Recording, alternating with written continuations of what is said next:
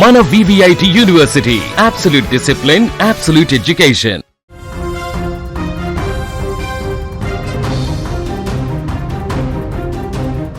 తమిళనాడుతో పాటు దేశ రాజకీయాల్లో పెను సంచలనం రేపే ఒక వార్త ఇప్పుడు వైరల్ అవుతోంది. దశాబ్దాల క్రితం డిఎంకే నుంచి విడిపోయి అన్నా డిఎంకేగా ఏర్పడి అప్పటి నుంచి ఇప్పటి వరకు బద్ధ శత్రువులుగా అధికారం కోసం పోరాటం చేస్తున్న రెండు పార్టీలు ఒక్కటి కానున్నట్లు వార్తలు రావడం ప్రస్తుతం రాజకీయాల్లో పెను సంచలనం రేపుతున్నాయి. డిఎంకే అన్నా డిఎంకే కలిసి తమిళనాడులో కొత్త ప్రభుత్వం ఏర్పాటుకు రహస్య చర్చలు జరుపుతున్నట్లు వస్తున్న వార్తలపై అన్నా డిఎంకే క్లారిటీ ఇచ్చింది. పొత్తు అనే ఆరోపణలను ఖండించింది. డిఎంకే తమకు ఎప్పటికీ బద్ధ శత్రువినని పొత్తు పెట్టుకునే ప్రసక్తి లేదంటూ ప్రకటించింది. ఇక ఇదే అంశానికి సంబంధించి మరింత సమాచారం మా బ్యూరో చీఫ్ విజయ్ అందిస్తారు. విజయ్, చెప్పండి, డిఎంకే అన్నా డిఎంకే పొత్తు పెట్టుకున్నారు అని వస్తున్న వార్తల్లో నిజం ఎంతుంది?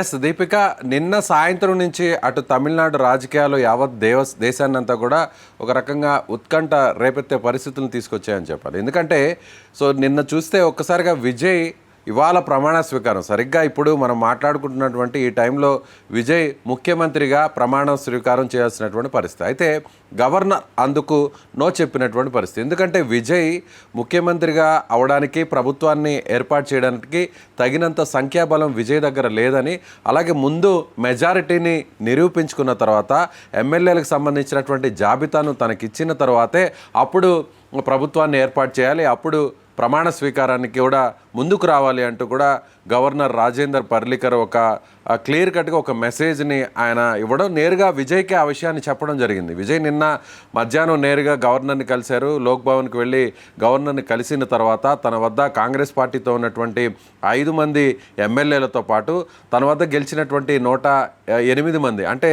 తాను ఒక నియోజకవర్గానికి రాజీనామా చేయడంతో, 2 చోట్ల గెలిచినటువంటి విజయ్ ఒక నియోజకవర్గాన్ని రాజీనామా చేయడంతో 107 ప్లస్ 5 అంటే మొత్తం 112 మంది ఎమ్మెల్యేల జాబితాను గవర్నర్కి సమర్పించారు. కానీ గవర్నర్ మాత్రం మ్యాజిక్ ఫిగర్ 118 మంది ఎమ్మెల్యేల జాబితా ఉంటేనే ప్రమాణ స్వీకారం చేయిస్తానని చెప్పడంతో ఇవాళ ప్రమాణ స్వీకారాన్ని కార్యక్రమం పూర్తిగా రద్దయిందని చెప్పాలి. అయితే ఆ తరువాత వెంటనే గవర్నర్ అక్కడి నుంచి నేరుగా ఆయన కేరళకు వెళ్ళిపోయినటువంటి పరిస్థితి. కేరళలో కూడా ఆయన ఇన్ఛార్జ్ గవర్నర్గా ఉన్నారు. తమిళనాడు నుంచి నేరుగా ఆయన కేరళకు వెళ్ళిపోవడం, అలాగే ఢిల్లీకి కూడా వెళ్ళిపోతారు అనేటువంటి సమాచారం వచ్చినటువంటి నేపథ్యంలో విజయ్ ఒకవేళ ఇతర పార్టీల మద్దతును కూడగట్టేటువంటి ప్రయత్నం చేస్తున్నప్పటికీ కూడా ఇప్పట్లో విజయ్ని ముఖ్యమంత్రి చేయడానికి, అలాగే టీవీకే పార్టీని అధికారంలోకి తీసుకురావడానికి, ప్రభుత్వాన్ని ఏర్పాటు చేయడానికి గవర్నర్ విముఖత చూపిస్తున్నారు. గవర్నరు అందుకు సిద్ధంగా లేరు అనేటువంటి ఒక ప్రచారం అయితే పెద్ద ఎత్తున నడిచింది. దీంతో ఏం జరగబోతుంది? దీని వెనక కేంద్రం ఉంది. ఢిల్లీ పెద్దలు ఎప్పుడైతే విజయ్ అటు కాంగ్రెస్ పార్టీతో పొత్తు పెట్టుకున్నారో, కాంగ్రెస్ పార్టీతో చేయి కలిపారో, ఇక కేంద్రం రంగంలోకి దిగింది. కేంద్రం గవర్నర్ ద్వారా మొత్తం గేమ్ అంతా కూడా ప్లే చేస్తుంది. అందులో భాగంగానే గవర్నర్ ఇప్పట్లో విజయ్ని సీఎం చేసేటువంటి పరిస్థితి లేదు.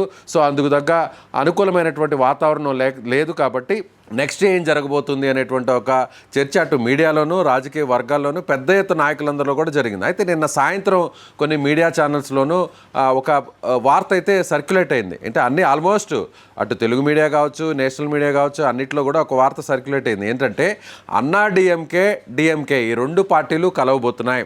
అందుకు కొంతమంది రాజకీయ నాయకులు కూడా కలిసేటువంటి అవకాశం ఉంది. ఎందుకంటే ఇప్పుడు గవర్నర్ ఇక్కడ విముఖత చూపించి ఆయన ఇక్కడి నుంచి వెళ్ళిపోయారు కాబట్టి నెక్స్ట్ ఏం జరగబోతుంది? విజయ్ని ప్రభుత్వాన్ని ఏర్పాటు చేయడానికి కేంద్రం ఒప్పుకునేటువంటి పరిస్థితులు కనిపించడం లేదు. ఇప్పటి వరకు గతంలో గోవాలో ఉన్నటువంటి పరిస్థితి కానీ, మహారాష్ట్రలో జరిగినటువంటి ఇదే విధంగా పరిస్థితులు చూసినా కూడా తక్కువ స్థానాలు వచ్చినటువంటి పార్టీలు ప్రభుత్వాన్ని ఏర్పాటు చేసినటువంటి సిచ్యువేషన్ మనం చూసాం. కాబట్టి ఇప్పుడు మళ్ళీ కూడా విజయ్ని ముఖ్యమంత్రి కానివ్వకుండా అడ్డుకొని డిఎంకే అన్నా డిఎంకే అంటే ఇప్పుడు విజయ్ ఒకవేళ ప్రభుత్వాన్ని ఏర్పాటు చేయలేకపోతే నెక్స్ట్ ప్లేస్లో ఉన్నటువంటి అన్నా డిఎంకే కావచ్చు, అదే థర్డ్ ప్లేస్లో ఉన్నటువంటి అన్నా డిఎంకే కావచ్చు, సెకండ్ ప్లేస్లో ఉన్నటువంటి డిఎంకే కావచ్చు, ఈ 2 పార్టీలు కలుస్తాయా అనేటువంటి ఒక ఊహాగానాలు అయితే తెరలేపాయి. అటు డిఎంకే పార్టీ 59 స్థానాలు గెలుపొందడం జరిగింది. అన్నా డిఎంకే పార్టీ 47 స్థానాలను గెలుపొందడం జరిగింది. అంటే మొత్తం మీద 106 స్థానాలు ఈ 2 పార్టీలకు ఉన్నాయి. అలాగే స్థానికంగా ఉన్నటువంటి చిన్న పార్టీలను కూడా కలుపుకొని ప్రభుత్వాన్ని ఏర్పాటు చేసేటువంటి పరిస్థితులు ఉంటాయేమో అనేటువంటి ఒక చర్చ నిన్న ప్రారంభమైంది. సో దీంతో అటు ఖచ్చితంగా రెండు పార్టీలు కలుస్తాయేమో, కలిస్తే ప్రభుత్వాన్ని ఏర్పాటు చేస్తాయేమో అనేటువంటి ఒక చర్చ పెద్ద ఎత్తున తమిళనాడులో జరిగింది. దాంతో మొత్తం కలవరం అయితే పుట్టిందనే చెప్పాలి అన్ని పార్టీల్లో. డిఎంకే, అన్నా డిఎంకే ఇప్పటి వరకు బద్ధ శత్రువులు. రాజకీయ పరంగా చూసినా కూడా అటు కరుణానిధి, జయలలిత ఇద్దరు కూడా నువ్వా నేనా అన్నట్టు తలపడ్డారు. ఓ సందర్భంలో జయలలిత ఎమ్మెల్యేగా ఉన్నటువంటి సందర్భంలో అసెంబ్లీలో ఆమె చీరను కొంతమంది డిఎంకే ఎమ్మెల్యేలు, అధికారంలో ఉన్న డిఎంకే ఎమ్మెల్యేలు చీరను లాగేయడంతో అప్పట్లో ద్రౌపది వస్త్రాభరణం జరిగింది, కీచక పర్వం అసెంబ్లీలోనే జరిగింది అనేటువంటి ఒక పెద్ద ఎత్తున దేశవ్యాప్తంగా కూడా అప్పట్లో సంచలనం జరిగింది. ఆ తర్వాత ఆమె అక్కడి నుంచి నిండు సభలో నుంచి బయటకు వచ్చి ఇది కౌరవ సభ, ఇలాంటి సభలో నేను మళ్ళీ ముఖ్యమంత్రిగానే అడుగు పెడతానంటూ కూడా ఆమె శపథం చేసి మళ్ళీ అప్పటి నుంచి అసెంబ్లీలోకి అడుగు పెట్టకుండా తిరిగి మళ్ళీ అన్నాడీఎంకేని అధికారంలోకి తీసుకొచ్చిన తర్వాత ముఖ్యమంత్రి అయిన తర్వాతే జయలలిత అక్కడ ఆ సభలోకి అడుగుపెట్టినటువంటి పరిస్థితి. ఆ తర్వాత ఆమె ముఖ్యమంత్రి అయిన వెంటనే డిఎంకే అధినేతగా ఉన్నటువంటి మాజీ ముఖ్యమంత్రి కరుణానిధిని కూడా ఇంట్లో ఉన్నటువంటి సందర్భంలో అతను వృద్ధాప్యంలో ఉన్నప్పటికీ కూడా బలవంతంగా పోలీసుల చేత ఈడ్చుకెళ్ళి మరీ అరెస్ట్ చేయడం, ఆ తర్వాత డిఎంకే అధినేత మాజీ ముఖ్యమంత్రి కరుణానిధి పంచెను కూడా ఓడదీసి మరీ అరెస్ట్ చేసినటువంటి పరిస్థితి, నడిపించుకుంటూ వెళ్ళి మరి పోలీస్ స్టేషన్కి తీసుకెళ్ళినటువంటి పరిస్థితి. సో అక్కడ డిఎంకే వర్సెస్ అన్నా డిఎంకే లాగా ఇప్పటి వరకు కూడా అక్కడ రాజకీయాలు కొన్ని దశాబ్దాల పాటు నడిచాయి. అంటే 50-60 సంవత్సరాలు అటు డిఎంకే ఇటు అన్నా డిఎంకే ఇద్దరు కూడా బద్ధ శత్రువులు.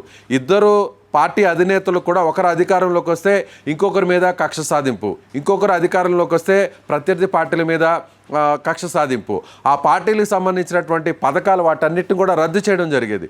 అలాగే ఆ పార్టీకి సంబంధించి అప్పుడు వాళ్ళ అధికారంలో ఉన్నప్పుడు ఏదైనా బిల్డింగ్స్ కానీ ఏదైనా కార్యక్రమాలు చేపట్టినా కూడా కనీసం ఆ బిల్డింగ్లో కూడా అడుగు పెట్టినటువంటి పరిస్థితి. దాని ఒక చిన్న ఎగ్జాంపుల్ చెప్పాలి దీపిక. గతంలో అసెంబ్లీ కోసం సెక్రటరియట్ను పెద్ద ఎత్తున అప్పుడు కరుణానిధి అధికారంలో ఉన్నప్పుడు ఇదే చెన్నై సెంటర్లో పెద్ద ఎత్తున అక్కడ ఒక భవనాన్ని నిర్మించినటువంటి పరిస్థితి. కానీ వెంటనే ఆ భవనం ప్రారంభం కాకముందే జయలలిత అధికారంలోకి రావడం జరిగింది. జయలలిత కరుణానిధి కట్టించినటువంటి సచివాలయంలోకి నేను అడుగు పెట్టను అంటూ కూడా కనీసం ఆ భవనాన్ని కూడా ఓపెన్ చేయకుండా ఇప్పుడు ప్రస్తుతం ఉన్నటువంటి మెడికల్ కాలేజ్ ఏదైతే చెన్నైలో ఉన్నటువంటి మెడికల్ కాలేజ్ ఉందో ఆ మెడికల్ కాలేజ్గా మార్చేసినటువంటి పరిస్థితి. అప్పట్లో సచివాలయాన్ని అంత పెద్ద ఎత్తున దేశంలోనే అతిపెద్ద సచివాలయంగా అక్కడ నిర్మాణం జరిగింది. ఆ సచివాలయంలోకి అడుగు పెట్టనంటూ కూడా ఆ సచివాలయాన్ని కాస్త మెడికల్ కాలేజ్గా మార్చేసినటువంటి పరిస్థితి. అలా అటు అన్నా డిఎంకే మధ్య వైరం కొనసాగుతున్నటువంటి పరిస్థితి. అయితే ఇప్పుడు ఈ నిన్న జరిగినటువంటి ప్రచారానికి, నిన్న వచ్చినటువంటి వార్తా కథనాలకి అన్నా డిఎంకే స్పందించింది. ఎటువంటి పరిస్థితుల్లో తాము డిఎంకేతో కలిసేటువంటి ప్రసక్తే లేదు, డిఎంకే మా బద్ధ శత్రువు, మా ప్రధాన శత్రువు డిఎంకే అంటూ అన్నా డిఎంకే పార్టీకి సంబంధించినటువంటి వర్గాలు ఒక ప్రకటన చేశాయి. సో ఖచ్చితంగా దీని వెనక అంటే అన్నా డిఎంకే రెండు పార్టీలు కలుస్తున్నాయనేటువంటి ప్రచారాన్ని కావాలనే బురద జల్లేటువంటి ప్రచారాన్ని టీవీకే పార్టీకి సంబంధించినటువంటి కొన్ని వర్గాలు చేస్తున్నాయి. అలా మీడియాకు లీక్లు ఇస్తున్నాయి. ఎటువంటి పరిస్థితుల్లో తాము డిఎంకేతో కలిసే ప్రసక్తే లేదని తెగేసి చెప్పారు అన్నా డిఎంకే పార్టీకి సంబంధించినటువంటి నాయకులు. ప్రచారంపై రియాక్ట్ అయిందా ఆ పార్టీ నేతల స్పందన ఏ విధంగా ఉంది? ఎస్, అన్నా డిఎంకే అయితే స్పందించింది.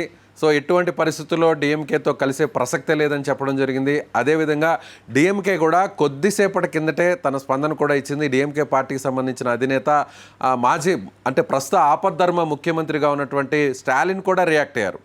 టీవీకే పార్టీ ప్రభుత్వాన్ని ఏర్పాటు చేయడాన్ని తాము అడ్డుకోం, ఎటువంటి పరిస్థితుల్లో తాము ఆ నిర్ణయాన్ని తీసుకోం. సో ఒకవేళ నిజంగా వాళ్ళకి అధికారాన్ని ఏర్పాటు చేసేటువంటి సంఖ్యాబలం కూడగట్టుకొని ప్రభుత్వాన్ని ఏర్పాటు చేయదలుచుకుంటే అందులో మా జోక్యం ఉండదు అంటూ కూడా తెగేసి చెప్పేశారు స్టాలిన్. అంటే తమ ప్రభుత్వంలో మేము ఏదైతే ప్రభుత్వ పథకాలు ఉన్నాయో వాటిని ఇంప్లిమెంట్ చేశామో ఆ పథకాల్ని మాత్రం ఆపొద్దు అనేటువంటి ఒక రిక్వెస్ట్ మాత్రం స్టాలిన్ చేశారనే చెప్పాలి. సో నిన్న జరిగినటువంటి పరిణామాలన్నీ కూడా చూస్తే ఖచ్చితంగా డిఎంకే అన్నా డిఎంకే కలుస్తాయేమో. ఎందుకంటే ఇక్కడ బీజేపీ సీన్లోకి వచ్చింది. సో బీజేపీ గవర్నర్ని ద్వారా గేమ్ అంతా కూడా నడిపిస్తుంది, పావులు కదుపుతోంది.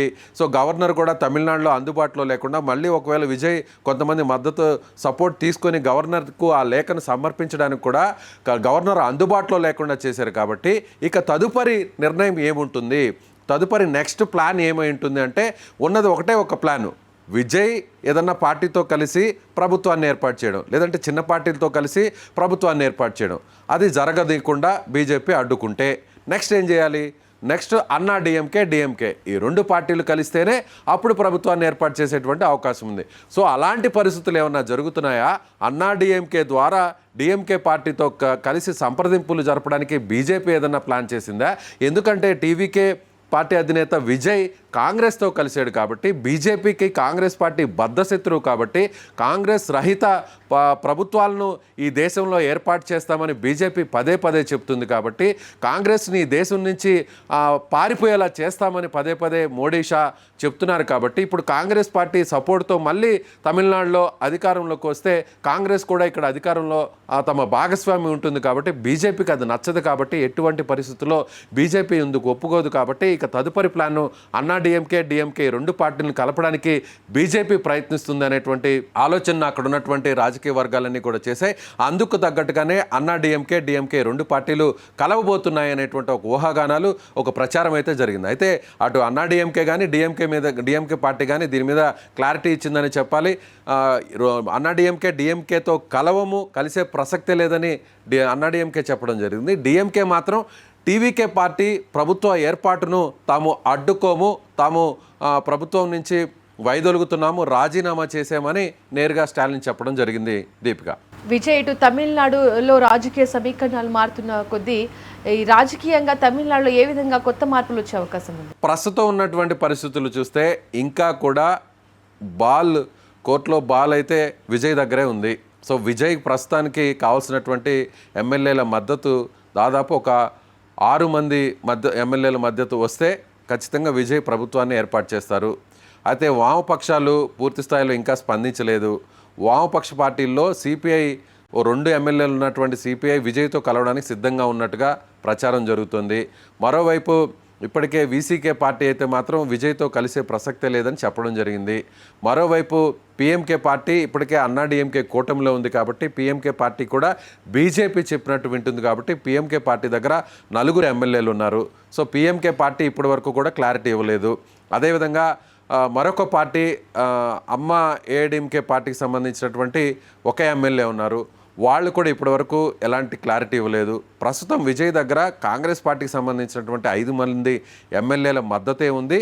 అలాగే అన్నా డిఎంకే పార్టీలో కూడా చీలిక వస్తుంది. అన్నా డిఎంకే పార్టీలో ఉన్నటువంటి కొంతమంది ఎమ్మెల్యేలు విజయ్తో టచ్లో ఉన్నారు. విజయ్ మాత్రం వాళ్లతో కలిసి ప్రభుత్వాన్ని ఏర్పాటు చేయడానికి విముఖంగా ఉన్నారు అనేటువంటి ప్రచారం నడుస్తుంది. అయితే కానీ ఇప్పుడు ముందుకు నడవలేనటువంటి పరిస్థితుల్లో విజయ్ ఇంకా తప్పనిసరి పరిస్థితుల్లో అన్నా డిఎంకేతో చర్చలు జరపాలి, అన్నా డిఎంకేతో సంప్రదింపులు జరపాలి, అవసరమైతే అన్నా డిఎంకేతో కలిసి ప్రభుత్వ ఏర్పాటుకు సిద్ధమవ్వాలి. కానీ అన్నా డిఎంకే మాత్రం కాంగ్రెస్తో కలిసి తాము ప్రభుత్వాన్ని ఏర్పాటు చేయడానికి సిద్ధంగా లేము అనేటువంటి విషయాన్ని ఇప్పటికే టీవీకే పార్టీకి సంబంధించినటువంటి నాయకులతో సంప్రదింపులు జరిపినటువంటి నాయకులతో తెగేసి చెప్పింది. సో ఇప్పుడు విజయ్ కాంగ్రెస్ పార్టీతోనే ముందుకు వెళతాడా, కాంగ్రెస్ పార్టీకి కటీఫ్ చెప్పి ఇప్పుడు కొత్తగా మిగిలినటువంటి పార్టీలని అలాగే అన్నా డిఎంకే పార్టీని కలుపుకొని వెళ్తాడా అనేది రాబోయేటువంటి రోజుల్లో ఏం జరుగుతుందో చూడాల్సినటువంటి పరిస్థితి. కానీ బీజేపీ అనుకుంటే ఏమైనా చేయగలదు. బీజేపీ అనుకుంటే తాను అనుకున్నటువంటి పరిస్థితి కేంద్రంలో ఉన్నటువంటి పెద్దలు తమిళనాడులో రాజకీయాలని పూర్తిగా మార్చేయగలరు, అవసరమైతే అన్నా డిఎంకేని కూడా కలపగలరు అనేటువంటి ఊహాగానాలు నడుస్తున్నాయి. సో కొన్ని రాజకీయ పార్టీలు కూడా ఇది జరగచ్చు కూడా అని కూడా చెప్తున్నటువంటి పరిస్థితి. కానీ వాస్తవ పరిస్థితుల్లో అన్నా డిఎంకే కలవడానికి ఎంతవరకు సానుకూల పరిస్థితులు ఉన్నాయనేది ప్రస్తుతానికైతే క్లారిటీ లేదు. అన్నా డిఎంకే కూడా క్లారిటీ ఇచ్చింది డిఎంకేతో కలవని. స్టాలిన్ కూడా ఒక క్లారిటీ ఇచ్చారు టీవీకే ప్రభుత్వ ఏర్పాటును అడ్డుకోమని.